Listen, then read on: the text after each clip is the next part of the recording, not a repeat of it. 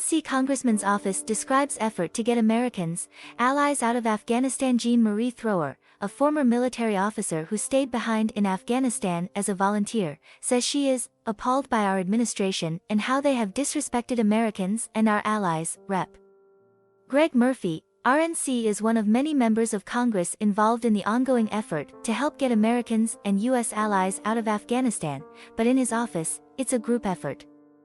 After the Biden administration ordered a complete withdrawal of all U.S. troops from the country by August 31, officials estimate at least 100 Americans, according to White House Chief of Staff Ron Klain, and thousands of other Afghan allies are still trapped within Afghanistan's borders under the Taliban's rule.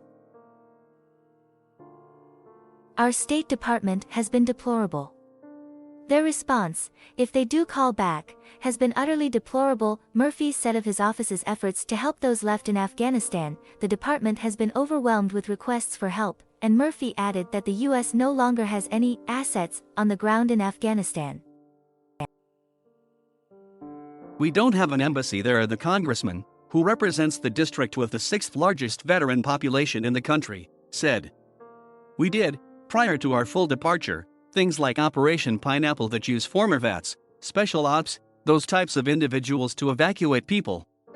Newly sworn-in Greg Murphy, R-N.C. departs after posing during a photo op with his family and Speaker of the House Nancy Pelosi, D. California in Washington on Tuesday, September 17, 2019. Now, a group of thousands of individuals with different areas of expertise but one common goal are working to get Americans and allies out of the country through an online network that has become known as Digital Dunkirk. One of Murphy's staffers, who served in Afghanistan until July of 2020 and is now a student at Georgetown University, is part of that network. Two of the interpreters who sought help from Ryan were unable to get out of the country because their paperwork hadn't been processed in time. Helping those two individuals brought Ryan down a path of helping a handful of others. Murphy's office is working to help some 740 individuals escape Afghanistan. What started with a family of 4 and one single interpreter's burgeoned from that into 10 people that are stuck there, including 3 young children. Larger than that, there's another group of 70. And then the total pools is between 700 and 800 people who are trying to get out of Afghanistan through this office, Ryan explained.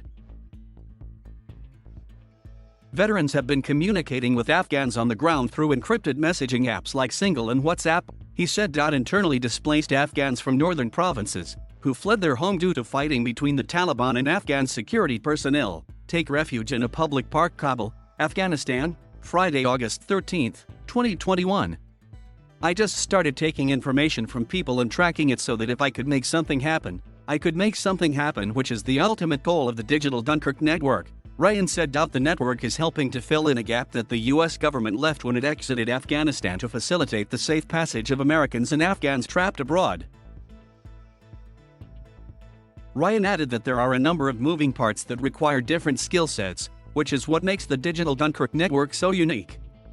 These operations require so many different skill sets, from knowing how to navigate through Taliban checkpoints to sourcing millions of dollars to get charter flights and pay for safe passage. It's not just veterans. It's not just Americans, either. There are a lot of multilateral organizations that are working together to try and help people in dire situations, Ryan said. Murphy said that outrage with the U.S. military's withdrawal varies by type of veteran. Depending upon the type of veteran, Afghanistan veteran versus Korea veteran versus previous veterans, there are different types of outrage, the congressman explained. From the older veterans, there's indignant outrage that this is not standard operating procedure and what was done. You don't remove the military before you remove civilians. U.S. Marines assigned to 24th Marine Expeditionary Unit escorts evacuees during an evacuation at Hamid Karzai International Airport, Afghanistan, August 18. Older veterans also feel a sense of being ashamed with the way the Secretary of Defense acted and the Joint Chiefs of Staff acted. Younger veterans, like Ryan, have a much more visceral, guttural response because they know people intimately. It's much more of an intimate response. It's just like leaving your brother behind, Murphy said. Federal officials are in the process of relocating thousands of Afghan refugees who were evacuated prior to the permanent U.S. withdrawal from the country at the end of September. Earlier this month, Secretary of State Tony Blinken traveled to Ramstein Air Base in Germany to meet with unaccompanied Afghan children housed at the facility.